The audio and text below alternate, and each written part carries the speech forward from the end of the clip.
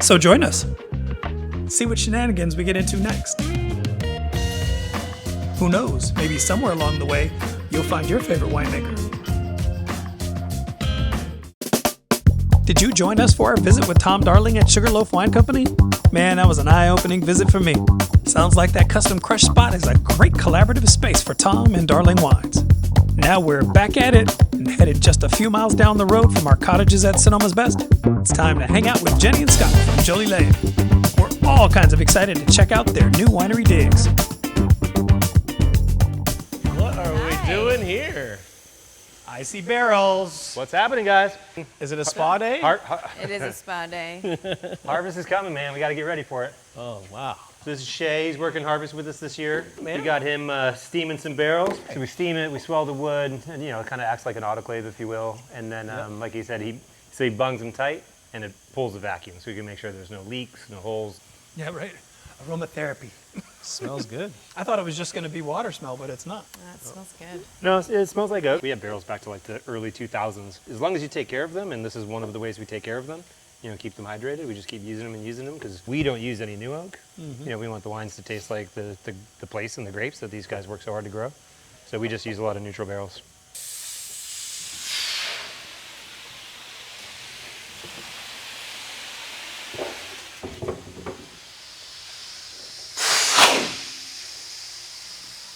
Wow. So And now they just drain out and then you let them dry? you rinse them, so you can see all the color that comes out. Yep. Yeah. So that's the steam pulling all that stuff out of it. And then, the vacuum also helps do that. But yeah, this is part of it. We're just getting into getting all the bins out. You guys probably saw out front. Yep. We're gonna start getting those cleaned.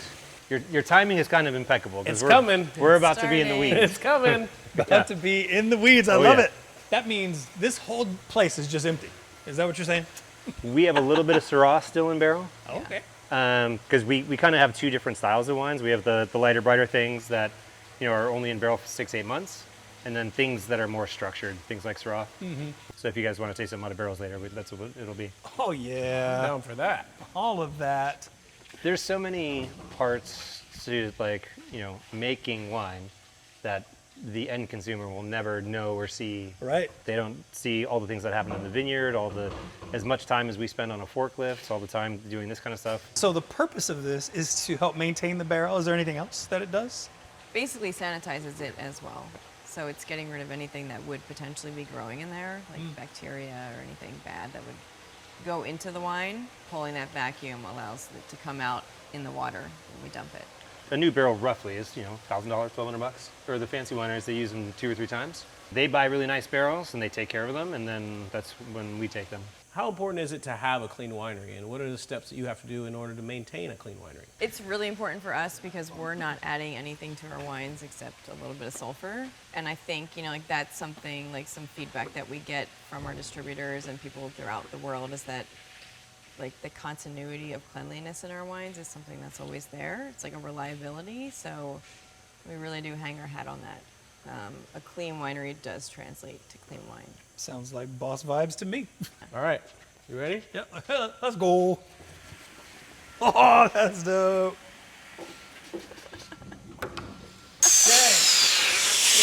Obviously, you hear that vacuum? That Yeah. assures us that, the barrel is sound.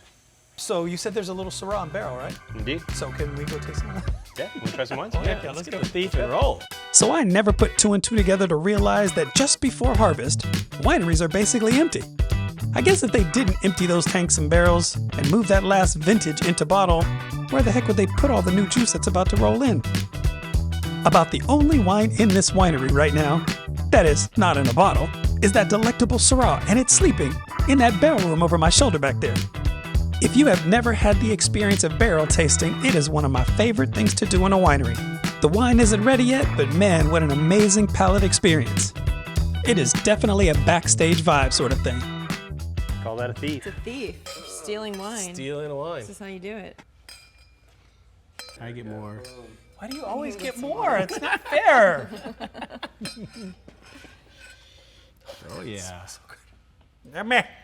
Raspberry spice. These are all empty, already bottled Syrahs, still going to bottle soon. So about how much wine does a barrel like this produce? 24 25 cases. cases. 25 cases. Ooh, we were a case off on that one.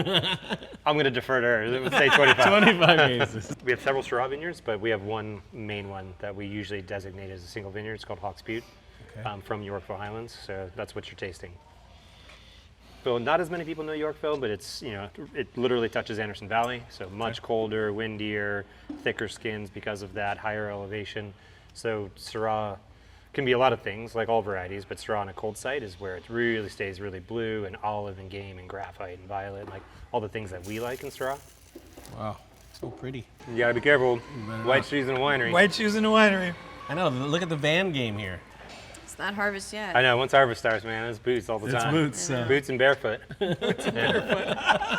So how much longer are we gonna have this in here before we bottle? We will bottle this after harvest. Okay. Yeah. So it'll be in barrel for about 14, 15 months. And then stay in bottle for a little while before release? Yeah, about a year. Wow. Yeah, so they're really tannic. Okay. So staying in barrel a bit longer really helps that mellow out, and then bottle even more so. So 2027 coming to you. It takes a Yeah. while. It's the long game. Gotta wait. I mean, speaking of long game, so we mentioned Dan and Jackie next door, Carbonese. Yeah. And they went to school together. So we have some Aligote in Tirage with them. So we invited him over. He's going to bring a bottle of the Aligote plus some of his wines. Okay. And that's been in Tirage for a year already. You can't smell. I can't smell anything. Keep trying to compete with me. We both got that beat you in Gamay tennis. point. You did beat me in tennis, that's true. I live on a cul-de-sac, and so I'm just, being the school teacher or the coach, it's notorious that all the kids come to the cul-de-sac, and there's just all sorts of equipment out, balls out, So Ricky and the fam came up one time, and it was a really cool experience because the kids are all out there playing, and we're there. So I went in the garage, and I grabbed 2 baseball mitts, and he's a huge baseball fan, a huge baseball player, and so I was like, hey, you want to play some catch? He's like, well, yeah. So we just started. Woof. It was just a really beautiful moment. I got to play catch for the first time with my brother, so it was kind of cool. It was, I didn't think you'd catch it. He didn't. In fact, one of the first balls, he went zzz, and I went, and he went, oh. Then he wanted to go out on rollerblades, and I said, okay, I'm done. And then he chickened you're like, out. I'm not gonna No break rollerblades bones. for me, Why is yours gone? because I drank it. 'Cause it was delicious. So how did you all find this beautiful space? We were talking to our neighbor Dan, who I actually went to school with. He makes the wines for Carbonese. I went to UC Davis with him, and he mentioned that this space next door was available, and this was actually a bakery. So it didn't have drains in the floors or anything.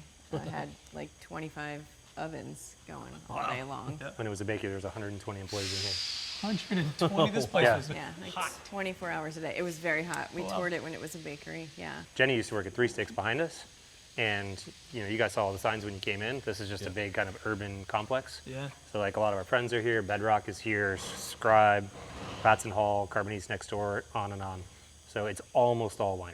Cool. And people kind of picture, right, the castle on the hill kind of a thing. Yeah. There's a lot of this. So if someone's going to come visit us, they see the actual Come space. see this. Gives you a better feel, though, and a better approach than just a fancy tasting room.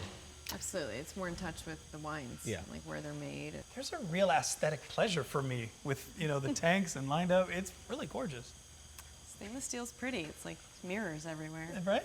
Started with a ton, like we told you, and then 2, Yeah. 3, 4, 5. So 15 years later, it's just like make a little wine, sell a little wine, make some more. We did build this with our friends Sophie and James. So they're our main roommate / client here. Okay. So we make their wines here as well, and then we have a couple other clients that we make here also. Passion, build, project. Ready, set, go. Oh yeah. That's great. Set, go. That's great. So tell us some more about winemaking practice, winemaking philosophies. We have like pretty old world techniques in general. Like basically all of our wines, except for the ones that go direct to press, which are Malone, Aligote, and Rosé, get feet on them at some point. So we're actually getting in the bins and stomping the grapes, which is really fun and hard work also. So wait, you guys turn it into like a fun thing? It is fun. Yeah, it's a good workout.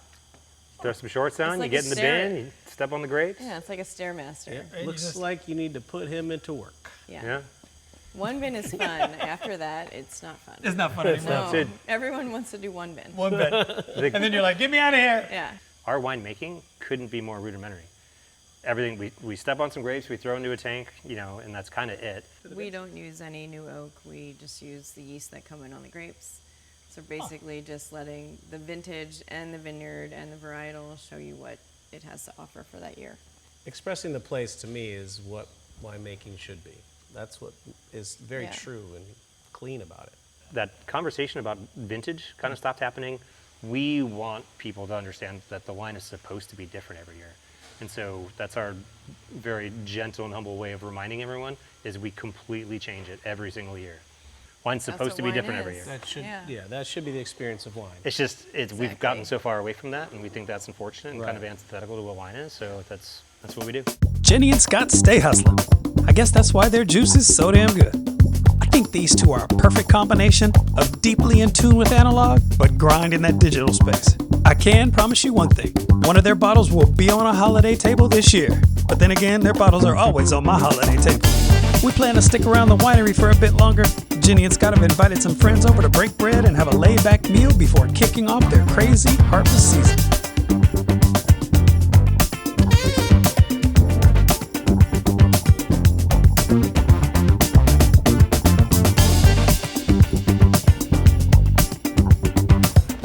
Yummy, yummy! And we out.